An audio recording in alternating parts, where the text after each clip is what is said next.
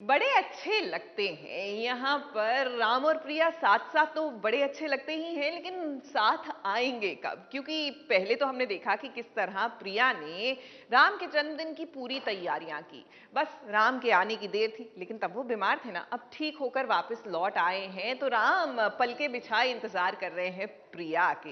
भाई थोड़ा इंतजार कराना तो बनता है।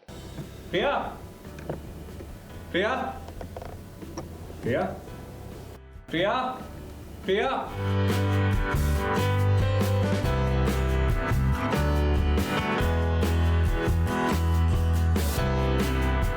प्रिया।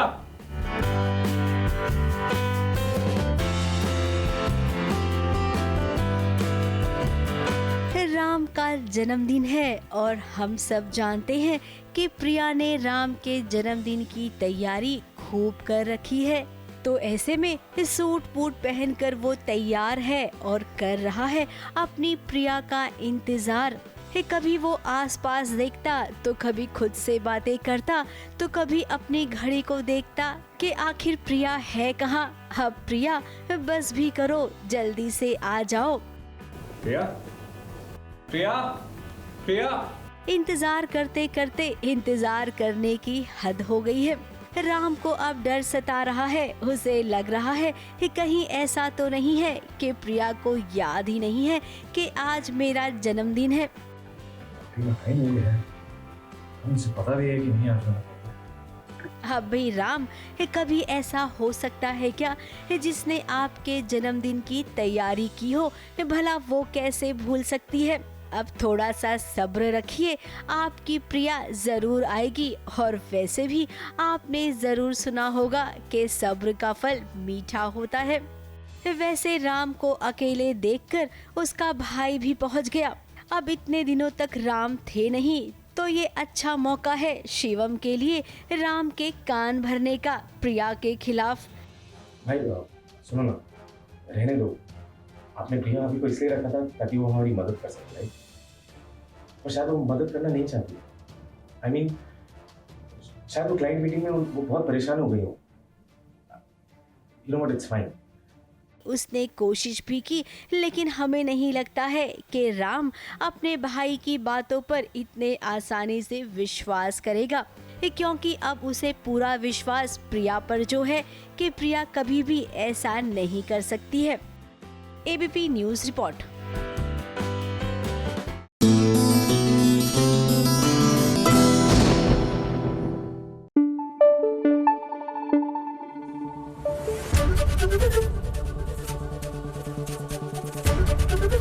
एबीपी न्यूज आपको रखे आगे। छोड़ दीजिए, आपसे नहीं हो पाएगा। जी हाँ, ऐसा ही लगने लगा है कि विराट और सही से नहीं हो पाएगा। नहीं चलेगी इनकी प्रेम की गाड़ी आगे और नहीं हो पाएंगे एक दूसरे के प्यार में गुम। वो क्या है ना कि अब जब सई को आधा सच पता लग गया है, आधा सच ही कहना पड़ेगा, क्योंकि सई को लगता है कि श्रुति जो है वो विराट की पत्नी है और अब उन दोनों का एक बेटा भी है। तो ऐसे में क्या सई तलाक दे देगी विराट को? मेरा दिमाग ना ये सब सोच सोच के थक गया है। मैं अब इस बारे में और बात नहीं करना चाहती। मेरे लिए ये टॉपिक खत्म। तुम्हारी बीवी का रिश्ता तेरी वजह से टूट गया। बस बहुत हो गया। अब तुम ये उदासी वाली जिंदगी नहीं जियोगी सही। हाँ जीजू, अब मैं सिर्फ आगे बढ़ूंगी। इससे पहले कि और देर हो जाए तो डिवोर्स और बाकी लीगल प्रोसीजर में तो समय लगेगा, और वो मैं करूंगी। टूट गया हूँ सो प्लीज।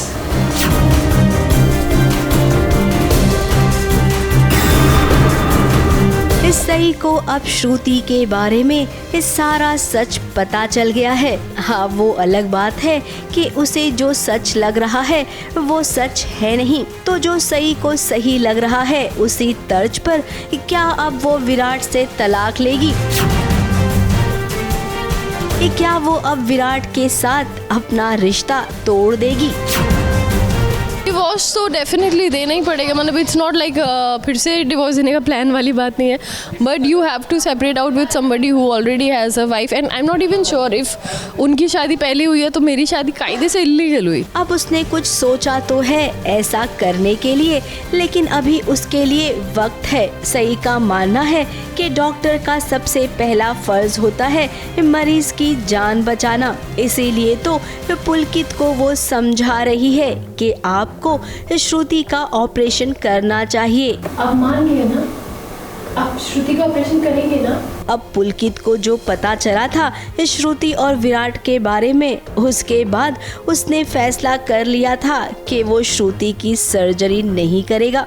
नो वेज, मैं श्रुति का ऑपरेशन करने को तैयार ही नहीं। लेकिन अब सई ने समझाया है तो शायद वो अपना फैसला बदल दे। मैं ये कहना चाहती हूँ कि आपको श्रुति का ऑपरेशन करना चाहिए, आपको अपने फर्ज निभाने से पीछे नहीं हटना चाहिए। सही उनको काफ़ी सारी चीज़ों का वास्ता दे रही है। एक तो अपने हमारी जो डॉक्टर अपना ओथ लेते हैं, जो वचन लेते हैं कि हम हर किसी का बिना भेदभाव इलाज करेंगे, बिना किसी स्वार्थ के। वहीं दूसरी ओर पुलकित भी तो सई को समझा रहा है कि अब तुम्हें विराट को भूलकर आगे बढ़ना चाहिए। अब सई की किस्मत में जो होगा सो होगा। सबको पीछे छोड़कर आगे बढ़ोगे, सिर्फ आगे बढ़ोगे। अब मैं सिर्फ आगे बढ़ूंगी, अपना सारा ध्यान अपने डॉक्टर बनने के सपने में लगाऊंगी। हाँ, उस इंसान की मदद करूंगी जिसे मेरी जरूरत है। सपना जो उसका है डॉक्टर बनने का, वो भी कहीं ना कहीं उसे स्ट्रेंथ दे रहा है कि ऐसी डिफ़िकल्ट क्या इससे और डिफ़िकल्ट सिचुएशंस आती हैं जब आपको फेस करनी पड़ती होंगी। आई एम श्योर डॉक्टर्स को, हम तो we are just portraying to be doctors go through a lot, तो you have to be strong, I guess. फिलहाल यहाँ पर श्रुति भी कह रही है विराट को कि तुम्हें जाकर सारा सच बता देना चाहिए। तुम्हारा और तुम्हारी बीवी का रिश्ता मुझे से टूट गया। तुम सही से जाके बात करो इससे पहले कि और देर हो जाए। तो मुझे सही का नंबर दो, मैं शुरू से लेकर अभी तक जो कुछ भी हुआ ना मैं सब बता दूंगी उसको। तो नहीं, ऐसा कुछ भी करने की जरूरत नहीं है। अब श्रुति देखो, हम तो आपसे यही कहेंगे कि अब आपका काम है विराट और सई को मिलाना। इन दोनों के बीच जो भी मिसअंडरस्टैंडिंग हो रही है उसकी वजह आप हो, तो आप विराट से मत उम्मीद रखिए कि वो सई को जाकर सारा सच बता देगा। इसमें पहल तो आपको करनी चाहिए।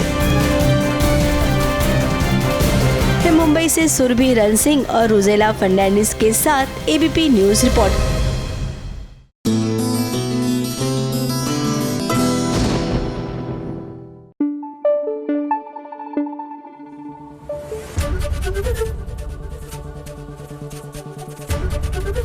एबीपी न्यूज आपको रखे आगे। देखिए, मकर संक्रांत का त्योहार आने वाला है और आमतौर से लोग पतंगबाजी करते हैं। लगता है कि सीरियल साथिया में भी कुछ ऐसा होगा, लेकिन पतंगबाजी के साथ होगी थप्पड़बाजी, क्योंकि हमारी जो गहना है ना, अब उनका गुस्सा बेकाबू हो चुका है और ये लगाया कि वो लगाया, आज तो कनक पर बरस पड़ी वो।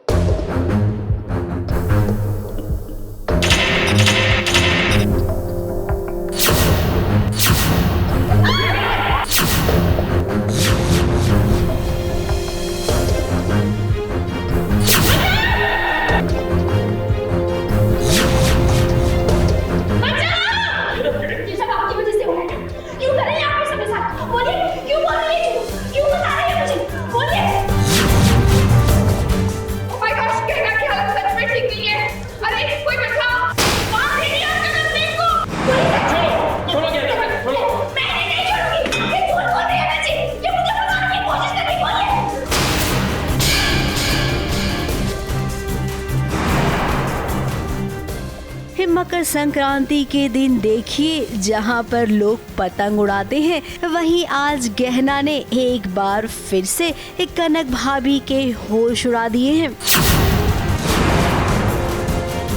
अब वो क्या है ना, जब पानी सर से ऊपर चला जाता है तो ये सब तो होता ही है। नहीं बोला ना तो मैं अपनी जान ले लूंगी। इस मकर संक्रांति में जहां पर पूरा परिवार इकट्ठा था पतंगबाजी करने के लिए, वहीं पर पतंगबाजी के साथ साथ ड्रामेबाजी भी हुई। गहना पर कनक भाभी ने इल्जाम लगाया कि उसने खुद ही अपने बच्चे को अबॉर्ट करवा दिया। ये सब झूठ है। और देखिए न जाने कहां से वो डॉक्टर को भी ले आई, जबकि ये गलत है, हम सब जानते हैं।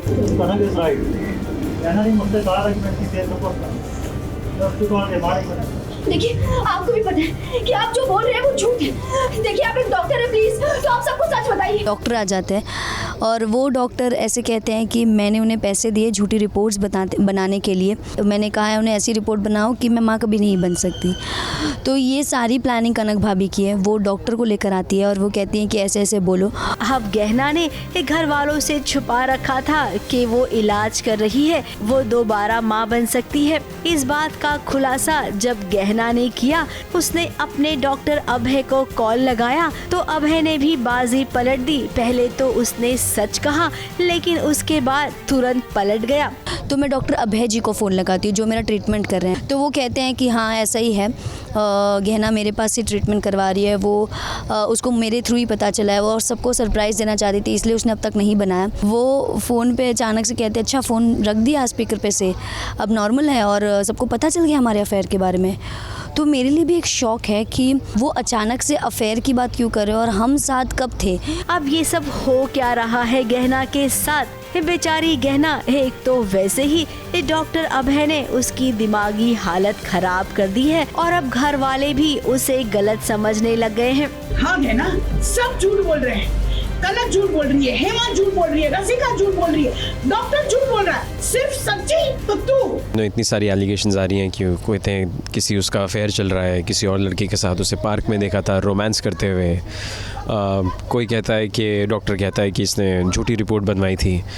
तो अब अनंत को समझ नहीं आ रहा है कि सच क्या है और झूठ क्या है। अब अनंत और गहना के बीच जमकर लड़ाई होगी और लगता है ये दोनों अलग हो जाएंगे। तभी तो गहना डॉक्टर अभय के पास पहुंचेगी और वहां पर उसे डॉक्टर अभय की सच्चाई पता चलेगी, यानी कि गहना के लिए अभी दिल्ली दूर है। मुंबई से कैमरामैन अजय गुप्ता के साथ एबीपी न्यूज रिपोर्ट।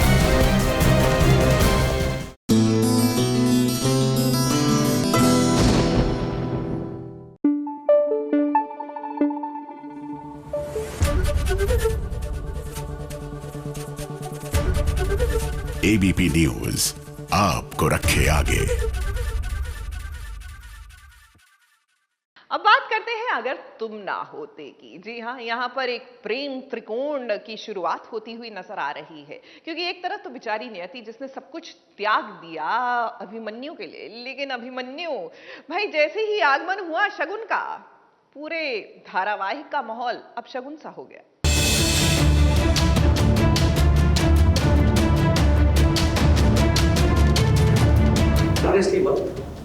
आप सब एक नर्स के लिए इतना स्ट्रेस ले रहे हो जैसे पता नहीं कहां की महारानी।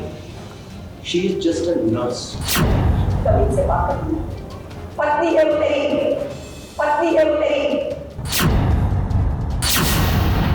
अभिमन्यु को देखिए, जब उसे ये बताया गया था कि नियति से तुम्हारी शादी हो चुकी है, इस बात का जब उसे पता चला तो उसे दौरा पड़ गया था मानो। और अभिमन्यु की हालत देखने के बाद घर वालों ने उसे कह दिया कि वो तो एक मजाक था, जिसका सारा इल्जाम नियति ने अपने ऊपर ले लिया।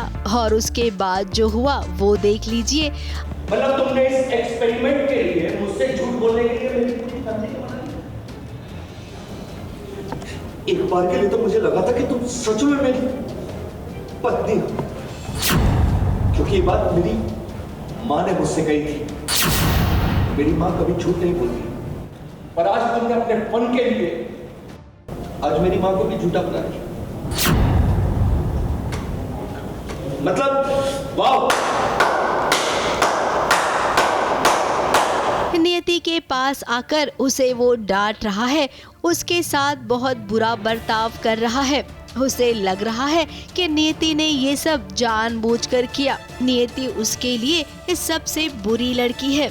मैं तो वैसे भी इसके अगेंस्ट थी कि अभिमन्यु को नहीं बताना कि मैं माने नियति उसकी पत्नी है, क्योंकि पता नहीं उसे क्या साइड इफ़ेक्ट हो, वो कैसे उसको रिएक्ट करे। क्योंकि अभी नियति के लिए ये बताना ज़रूरी नहीं है, अपना जो एक होता है, एक हक होता है कि मैं तुम्हारी वाइफ हूँ, ये उसके लिए ज़रूरी नहीं है। उसके लिए सिर्फ ये ज़रूरी है कि अभिमन्यु अच्छा रहे, उसकी हेल्थ अच्छी रहे, उसे कोई अटैक ना आए और वो जल्दी से जल्दी ठीक हो जाए। जब नियति को वो खरी खोटी सुना रहा है, उस वक्त देखिए घर वालों को भी ये बात पसंद नहीं आ रही है, लेकिन वो अब कर भी क्या सकते हैं। अभिमन्यु के सामने सारा सच बताने की कोशिश की थी, उसका नतीजा क्या निकला वो सबके सामने था। इसीलिए अब वो जब तक अभिमन्यु ठीक नहीं हो जाता है, ये सच छुपा कर रखेंगे कि नियति उसकी पत्नी है, और ये बात छुपाने में नियति भी अपने ससुराल वालों का साथ देगी।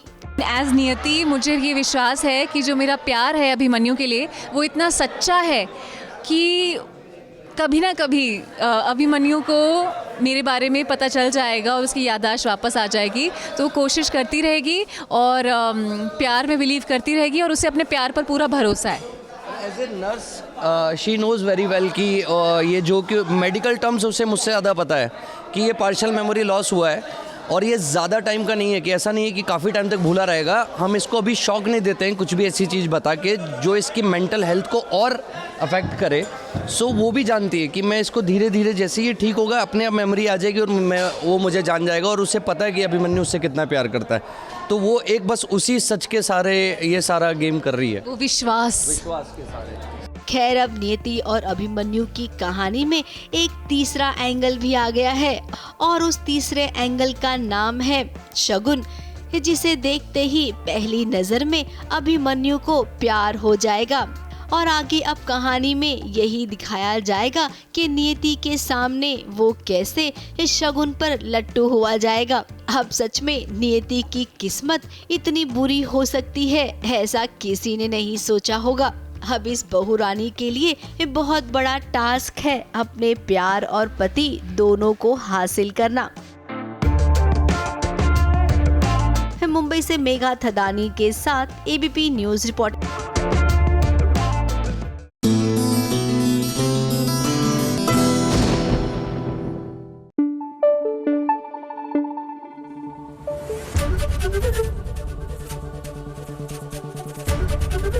एबीपी न्यूज आपको रखे आगे। देखिए, इस सेगमेंट में आगे बढ़ने से पहले मैं आपकी क्षमा प्रार्थी हूं, क्योंकि क्या है ना कि ये डिजिटल एंटरटेनमेंट, ओटीटी, वीलॉग, ऐसे बहुत से शब्द हैं जो आपके और हमारे जीवन में अभी अभी शामिल हुए हैं। अब इनका हिंदी रूपांतर वादा रहा कि मैं अगली बार यानी अगले हिंदी दिवस से पहले एकदम कंठस्थ कर लूंगी, लेकिन आज के लिए क्षमा प्रार्थी हूँ, क्षमा चाहती हूँ। थोड़ा सा उपयोग कर लेंगे अंग्रेजी शब्दों का। बात करते हैं सई केतन राव की, जो मशहूर होने निकले हैं मुंबई की सड़कों पर। वो क्या है ना कि इनका म्यूजिक वीडियो आने वाला है, और ऐसे में इन्होंने बनाया एक वीलॉग। अगर आपको वीलॉग का हिंदी पता हो तो जरूर बताइएगा।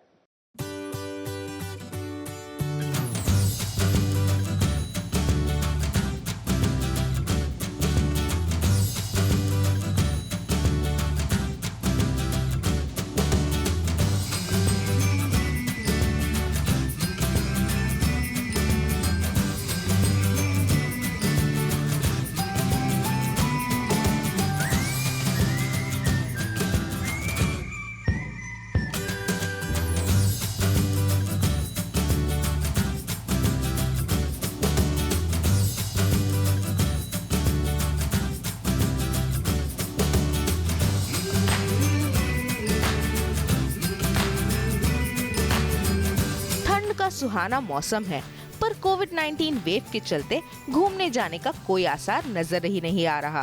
Well, no complaints, because safety is first. अगर आपको भी कहीं सैर सपाटे पर जाने का मन कर रहा है, पर कोविड-19 के चलते आपका ये अरमान पूरा नहीं हो रहा, तो don't worry, SBS originals is here for you. आज इस कड़कती सर्दी में SBS ओरिजिनल्स आपके मंडे ब्लूज गायब करने आ गया है, मुंबई दर्शन के साथ, वो भी with actor Sai Ketan Rao.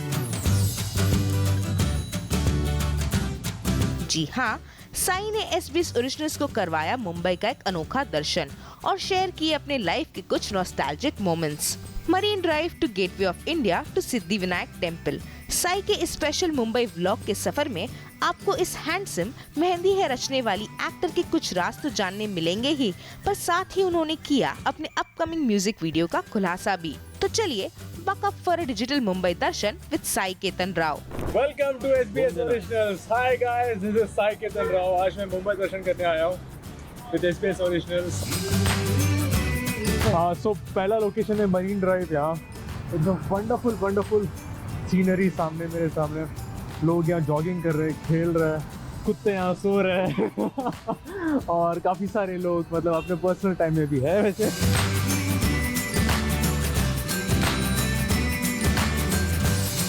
My favourite card is बस बैठ के मैं अपना नज़ारा देखता हूँ। I just feel like I should go for a walk here. Evening times walk में जाते रहता हूँ और just to sit in front of the water and all and that's it.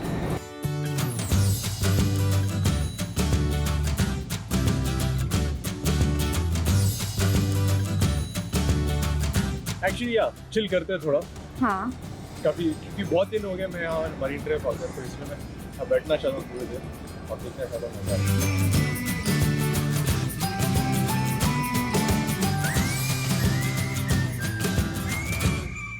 तो सबसे इंटरेस्टिंग बात यह है कि जब मैं मुंबई पहली बार आया था, ये मेरा सबसे पहला स्पॉट था बैठने के लिए। तो यहाँ के बैठा था, मैं बस ऐसे देख रहा था नज़ारा और अच्छा लग रहा था यहाँ। अब मैं तो बस एम्प्टी माइंडेड था, क्या करना है पता नहीं था, तो बस आके आप बैठ गया बस। That's it.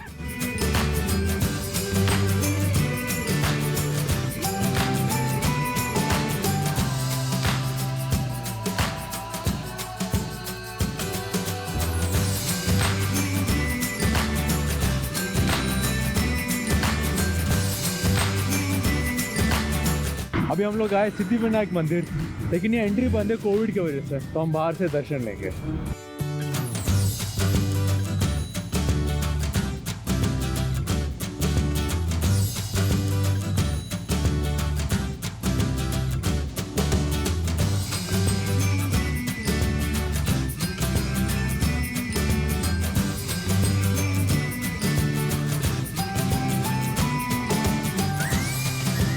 तो यस, हम लोग पहुंच गए गेटवे ऑफ इंडिया। बहुत अच्छा नज़ारा है, बहुत सारे बोट्स हैं, काफ़ी सारे टूरिस्ट आए, तो नाइस, बहुत अच्छा नज़ारा है। तो अभी हम चलने वाले अंदर, जाके अंदर देखेंगे कैसा है।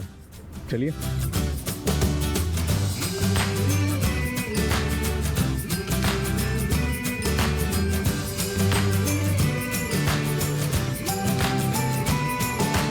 यस, मरीन ड्राइव हो गया, गेटवे हो गया। अब चलो और पेट पूजा करते हैं, बहुत भूख लग रही है मुझे। चलिए। फर्स्ट ऑफ ऑल कोविड की वजह से मैं ज़्यादा घूम नहीं पाया, बट हाँ मुझे आज पहुँचे हुआ तो बहुत पसंद आया मुझे। बहुत शायद बहुत महीनों के बाद मैं मरीन ड्राइव गया हूँ और बहुत सालों के बाद मैं यहाँ आया हूँ गेटवे ऑफ इंडिया। मतलब पुरानी यादें वापस ताज़ा हो गए and I am really loving it. वापस मुंबई दर्शन, मुझे ऐसा लग रहा है कि मैं नया आया हूँ यहाँ मुंबई को। ऐसा लग रहा है पहली बार आया हूँ यहाँ, लेकिन नहीं, ऐसा कुछ भी नहीं है, but I am feeling like a tourist here and I love that. मशहूर बनेगी करके एल्बम रिलीज़ की है, मतलब एल्बम का first look, the poster release हमने की थी और जल्दी एल्बम बाहर आएगा। तो उसमें मैं, साई केतन राव एंड शिवांगी खेड़कर ऑफ मेहंदी रचने वाली दोनों उसमें रहेंगे, एक्ट करेंगे। So it's a fantastic album song by Prateek Gandhi. So you guys are going to definitely love it. बहुत अच्छा गाना है। As an actor, I am open for movies, I am open for TV, I am open for OTT. And of course OTT बहुत बड़ा platform है, मतलब बहुत सारे लोग देखते हैं, अपने फ़ोन में देखते हैं। तो I am also interested in web series, I am also interested in web films. अगर ऐसा कोई ऑफर अच्छा आया, कोई अच्छी सीरीज़ आई, कोई अच्छी स्टोरी आ गई मेरे पास, तो मैं ज़रूर करूँगा। ऐसे हमें प्यार देते रहना, सपोर्ट करते रहना और सॉन्ग को फेमस करना, मशहूर बनेगी। Thank you so much. Mumbai से रुज़ैला फर्नांडिस के साथ ABP न्यूज़ रिपोर्ट।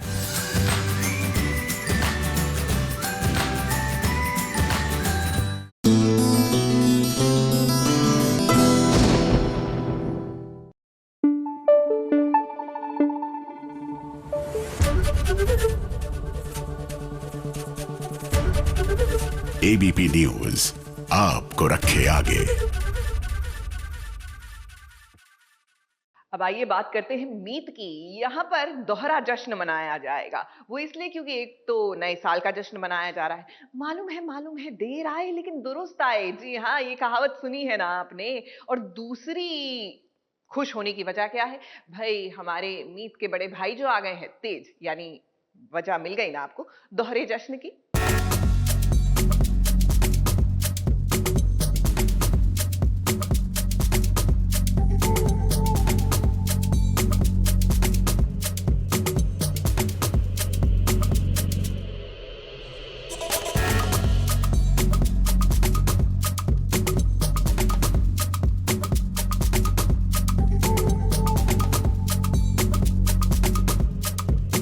अलावत परिवार में खुशियां आई हैं तो भाई ये खुशियों को सेलिब्रेट भी तो करना पड़ता है, और साथ ही ये खुशियां नए साल में आई हैं।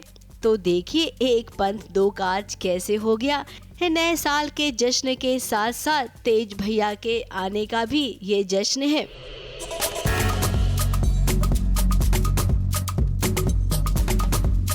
अब तेज लौट तो आया है लेकिन उसके साथ साथ एक और प्रॉब्लम भी है। प्रॉब्लम ये कि जिससे वो प्यार करता था यानी कि सुनैना, उसने अब दूसरी शादी कर ली है। और इस बात की खबर मीत अलावत और मीत हुडा को नहीं है।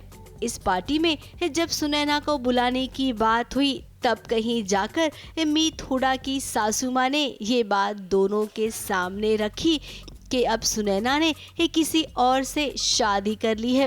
कोई इंतजार नहीं कर रही थी वो मेरे बेटे का, नाटक था सब, तब तक के लिए जब तक उसे दूसरी शादी करने का मौका ना मिल जाए। और जैसे ही उसे अपॉर्चुनिटी मिली उसने उसे ग्रैब किया और कर ली दूसरी शादी। आज सुनैना इस फैमिली का हिस्सा नहीं है। इसकी वजह खुद सुनैना और राज है। अब मीत अलावत की माँ ने कुछ ऐसी बातें कही जो एक हद तक सही भी थी। भगवान न करे कि तुम्हारे साथ कभी ऐसा और मीत तुम्हें भूल जाए तो कहता हम इसका हाथ छोड़कर किसी और का हाथ थाम लोगी, इसे अपनी जिंदगी से निकाल के किसी और के साथ जिंदगी बिताओगी? बोलो, जवाब दो। क्या रिश्ते की नींव इतनी कच्ची होती है कि जरा सा भार पड़े और प्यार, विश्वास, वो अपनापन सब ढेर हो जाए? अब मीत हुडा और मीत अलावत ये दोनों तो एक दूसरे को पसंद करने लग गए हैं और एक साथ अब रहना भी चाहते हैं। तो ऐसे में तेज की खुशी के लिए अब ये दोनों मिलकर सुनैना को वापस लाएंगे तेज की जिंदगी में। छुट्टियों के लिए कुछ टाइम के लिए बाहर गए थे, वापस आए हैं तो भाभी की शादी हो गई है, वो भी अब जबकि तेज भैया मिल चुके हैं। तो बहुत ज़्यादा सरप्राइज़ और शौक़ हूँ, और कहीं ना कहीं मुझे पता है कि वो कितना ज़्यादा प्यार करती हैं तेज भैया से। सो वो शादी के लिए अग्री नहीं थी, ये भी मुझे पता चला।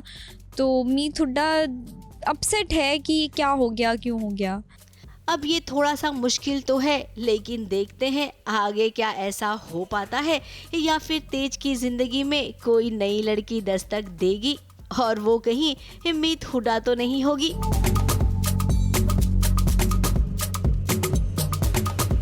मुंबई से कैमरामैन सुजीत मिश्रा के साथ एबीपी न्यूज़ रिपोर्ट।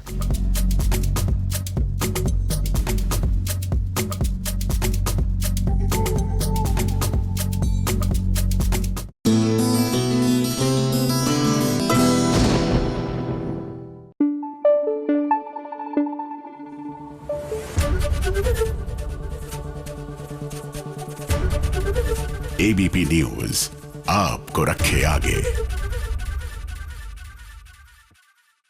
ये रिश्ता क्या कहलाता है? यकीन मानिए धारावाहिक बनाने वालों को अब नाम बदल देना चाहिए। ये रिश्ता प्यार का ही कहलाता है, ये हम उनको बता रहे हैं। अब देख लीजिए ना, अक्षरा वो जो अभिमन्यु की जान है, उनके जीने का अभिमान है, उसका लक्ष्य है, वो जो है दुर्घटनाग्रस्त हो गई है। यानी कि अंग्रेजी में कहें तो उनका एक्सीडेंट हो गया है। अब सवाल ये उठता है कि अस्पताल तो वो पहुंच गई हैं, लेकिन शल्य चिकित्सा कौन करेगा? क्योंकि हमारे जो अभिमन्यु हैं वो तो अपने दिल के हाथों मजबूर हैं। तुमसे मिलने से पहले हम अनजान थे, अब फिर अजनबी बन जाना चाहता हूं मैं।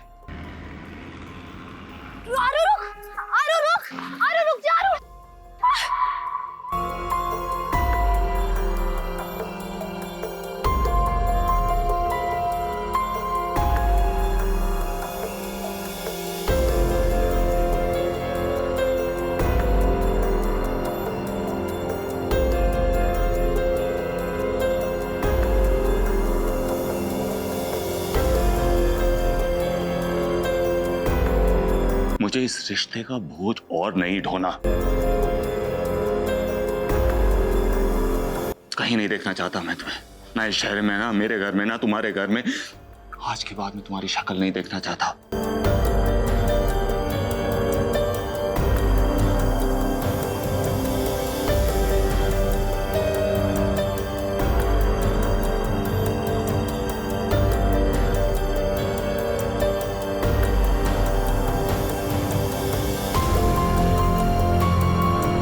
कोई रिश्ता, कोई नाता नहीं करना है मुझे तुमसे। जिसे दिलो जान से वो चाहता है, जिसकी जान में उसकी जान बसती है, उसकी जान आखिरी सांसें ले रही हो, तो भला ऐसे में वो क्या करेगा, कैसे अपनी जान की जान बचाएगा।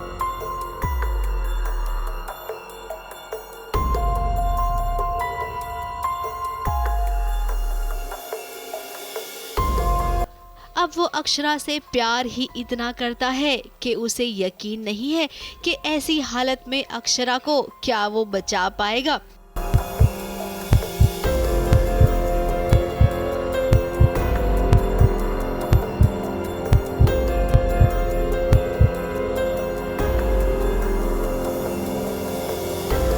माना कि वो एक डॉक्टर है, लेकिन डॉक्टर होने से पहले वो एक इंसान भी तो है।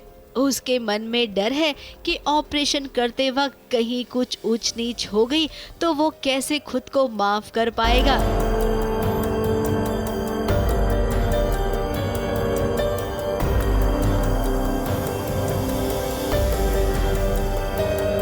यही डर है अभिमन्यु के मन में।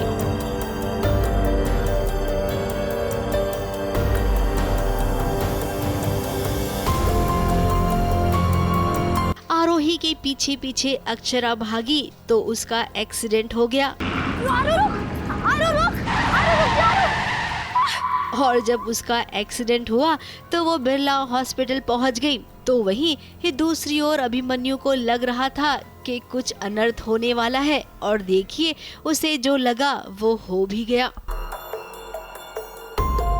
ऑपरेशन थिएटर में अक्षरा जिंदगी और मौत के बीच जूझ रही है। ऐसे में अब अभिमन्यु अपनी अक्षरा को बचाने के लिए क्या सक्षम है?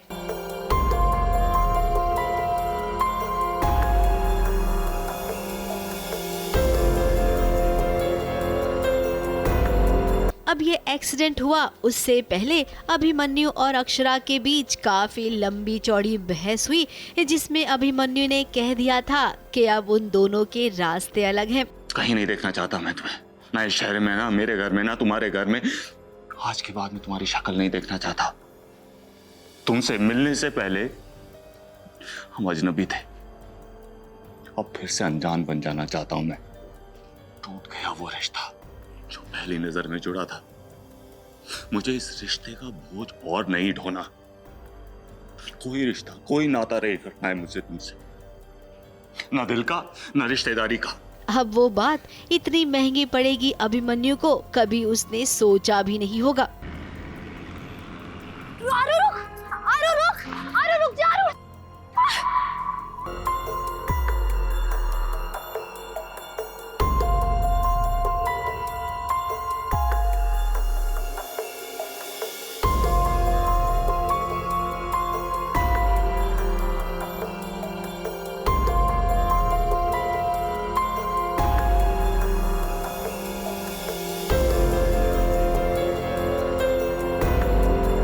मुझे इस रिश्ते का बोझ और नहीं ढोना।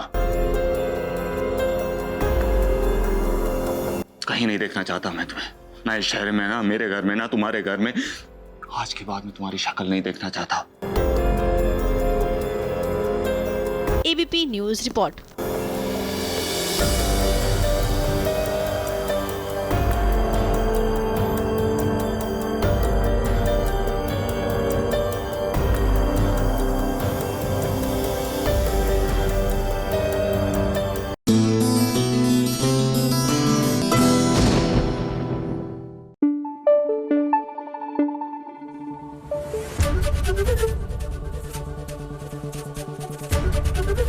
एबीपी न्यूज आपको रखे आगे। देखिए, ओटीटी आपको बहुत से विकल्प देता है मनोरंजन के लिए, लेकिन हर विकल्प आपकी पसंद के अनुसार हो ये जरूरी नहीं। इसीलिए SBS ओरिजिनल्स में हमने एक नया सेगमेंट शुरू किया है जिसका नाम है SBS रिकमेंडेशंस, यानी हम कुछ ऐसे सुझाव देंगे जो शायद आपकी पसंद के मुताबिक हो। तो आज आइए इसमें बात करते हैं डीकपल्ड की। जी हाँ, आर माधवन और सुरवीन चावला की ये जो कंटेंट है क्या आपकी पसंद हो सकती है, क्योंकि ये SBS रिकमेंडेशन है। मंडे, एक ऐसा दिन जहां काम करने का मन किसी का दूर दूर तक नहीं होता, क्योंकि संडे हॉलिडे मूड के बाद कोई वर्क मूड में क्यों ही आना चाहेगा, पर काम तो करना ही पड़ता है ना। पर इसका ये मतलब नहीं कि हम आराम नहीं कर सकते, और आराम के साथ अगर कोई इंटरेस्टिंग शो को जोड़ दिया जाए तो सोने पर सुहागा होगा। आज SBS ओरिजिनल्स में हम आपके लिए लेकर आए हैं SBS का स्पेशल रिकमेंडेशन। इतने सारे कंटेंट में से आपके लिए क्या एंटरटेनिंग होगा, इसकी चॉइस आप हम पर छोड़ दीजिए। तो इस हफ्ते अपने आप को डिटॉक्स और रिलैक्स करने के लिए SBS आपको रिकमेंड कर रहा है नेटफ्लिक्स की web series decoupled. It's R Madhavan and Surveen Chawla in the house this week for us and you. Decoupled, वैसे तो ये शो एक कपल की लाइफ पर है जो डिवोर्स की वर्ज पर है। कॉन्सेप्ट थोड़ा ओल्ड है but it has a great twist, और डीकपल्ड को इस हफ्ते का मस्ट वॉच बनाता है माधवन की जबरदस्त एक्टिंग। माधवन एक बेहतरीन एक्टर है, ये तो उन्होंने बहुत पहले ही प्रूव कर लिया था, बट डीकपल्ड में उनकी परफॉर्मेंस उनकी लाइफ की बेस्ट परफॉर्मेंस लिस्ट में 100% टॉप में शामिल होगी। जहां मैडी ने अपने एक्टिंग से झंडे गाड़े हैं, वहीं सुरवीन भी उनके ऑपोजिट कमाल कर रही है। वैसे तो ये दोनों एक काफी अनएक्सपेक्टेड ऑन स्क्रीन डुओ है, पर इनकी केमिस्ट्री आपको सरप्राइज कर देगी। स्टोरी और कॉन्सेप्ट अच्छा होना काफी नहीं है, उसको प्रेजेंट कैसे किया जाता है ये भी इक्वली इम्पोर्टेंट है, और इस एरिया में डीकपल्ड को मिलते हैं फुल मार्क्स, बिकॉज मेकर्स ने इसे बहुत अच्छे तरीके से पैकेज किया है। ऐसा एक भी मोमेंट नहीं आता जहां आपको बोर होगा या आपको ये लगेगा कि ये क्यों था और इस इनपुट का मीनिंग इस शो में क्या है। बात करें म्यूजिक और बैकग्राउंड स्कोर की, तो डीकपल्ड यहाँ भी टू द पॉइंट है। All in all Decoupled Indian OTT shows आखिर कैसे होने चाहिए ये सीख सबको देता है, and it wouldn't be wrong to say कि डीकपल्ड जैसे शोज इंडियन OTT शोज को इंटरनेशनली रिप्रेजेंट कर सकते हैं और इंटरनेशनल कंटेंट को कड़ी टक्कर भी दे सकते हैं। और हम जाते जाते नेटफ्लिक्स को ये भी रेकमेंड करना चाहते हैं कि कॉल माई एजेंट या Fabulous Lives of Bollywood Wives जैसे फॉरेन कंटेंट को कॉपी करने से अच्छा है कि डीकपल्ड जैसे यूनिक शोज व्यूअर्स के एंटरटेनमेंट के लिए लाए। ABP news report.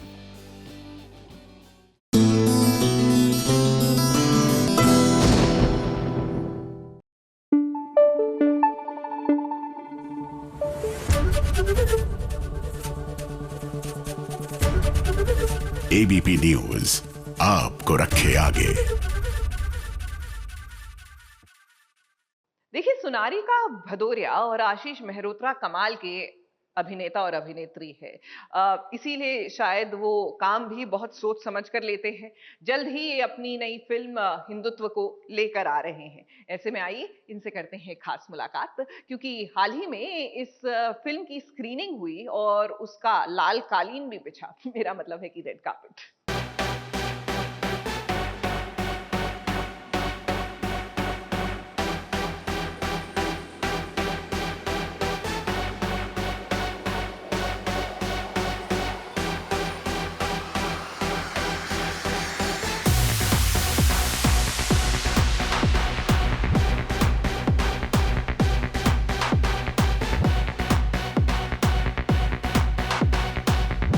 वो कहते हैं ना, देर आए मगर दुरुस्त आए। सोनारिका भदौरिया और आशीष शर्मा के फैंस में यही चल रहा होगा, बिकॉज़ फाइनली उनकी मच अवेटेड फिल्म हिंदुत्व की फर्स्ट स्क्रीनिंग हो गई है।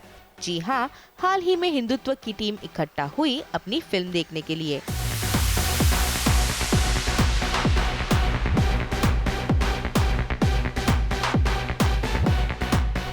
एक्टर्स के मन में एक्साइटमेंट तो थी ही, पर एक साल की मेहनत ने आखिर कैसा रंग लाया ये जानने की नर्वसनेस भी उन्हें थी। आज हमारी मूवी का पहला प्रीव्यू है और क्या शूट किया डब में तो ऑफ कोर्स हमने देख लिया, बट फाइनली पूरी बनकर तैयार हो गई है, तो we are pretty excited to watch हमारी मेहनत का फल कैसा रंग लाता है।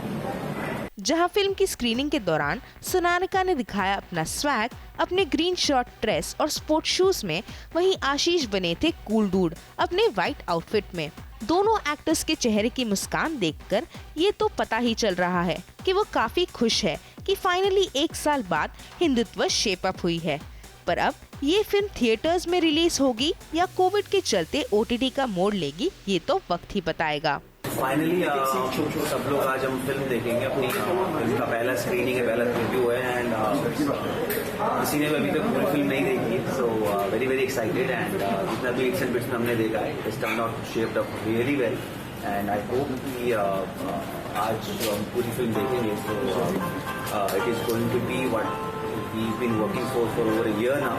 और 1 साल की जो हमारी मेहनत है और करण सर की जो मेहनत है, उनका जो विजन है, फाइनली हम पर्दे पर देखेंगे and I hope it turns out very well. इस फिल्म में आपको सोनालिका और आशीष के साथ भजन सम्राट अनूप जलोटा और रामायण की मां सीता यानी दीपिका चिखलिया भी अपनी एक्टिंग से एंटरटेन करेंगे। इस स्क्रीनिंग के बाद हिंदुत्व फाइनली कब रिलीज होगी, इसके अनाउंसमेंट का इंतजार तो आपके साथ हमें भी है। पर तब तक हम आपको दिखाते हैं इस फिल्म के कुछ वायरल BTS मोमेंट्स, जिसमें आपको आशीष और सोनालिका की सिजलिंग केमिस्ट्री नजर आएगी।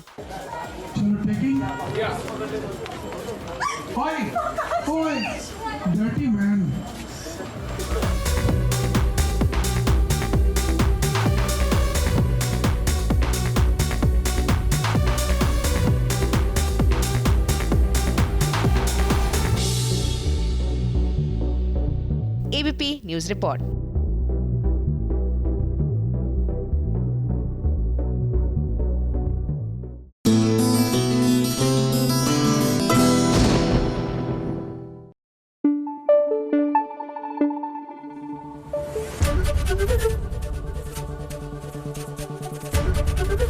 ABP न्यूज आपको रखे आगे।